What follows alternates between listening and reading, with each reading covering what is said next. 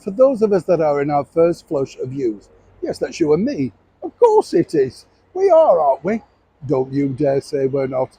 I won't have it, you know. It's though, isn't it? As I've often said here on the show, it's the things that trigger memories, the fun things in life. And there's none bigger, is there, than music, and particularly music anthems. Whether it be, as we discussed recently, hit songs from the musical Grease, Saturday Night Fever, or even going further back, songs for swinging lovers. Perry Como, Pat Boone, Fabian, every generation has it.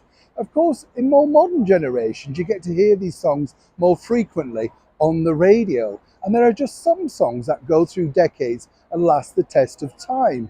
When you think about it, Madonna, Material World, we all know that one, don't we? Not quite sure why. Over here and across Europe, Kylie Minogue's I Should Be So Lucky, still a perennial favourite.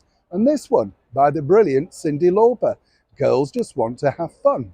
Now, Cyndi's just put together a brand new documentary detailing all of her musical career. And when you think about it, way back in 1984, she was something of a groundbreaker. Many people felt a rival towards the newly launched Madonna. I always saw them as totally different. And I didn't realise this, in fact, until reviewing that now iconic music video, that Cyndi was very clever in getting all manner of people to be featured in it, making it very inclusive, way ahead of this nonsense that we're living in today. But did you know that Cyndi wasn't that keen on recording that anthemic track? You see, it was written obviously by a man, and she felt that this really was not necessarily the message she wanted to put out. Now, I don't know about you, but if somebody presented me a song like that and I was a budding pop star, I would have jumped at the chance. I mean, let's not forget, this is a perennial favourite and still put out on compilations and played on the radio to this day. But Cyndi was sticking to her guns. Until, of course, they suggested singing it from a female perspective. Very clever idea, don't you think? And then, of course, the career of Cyndi Lauper was born. As I say, it's a fascinating documentary. And I don't know about you, but when you watch things like this, it does make you think, how on earth could they not see the value in this particular song?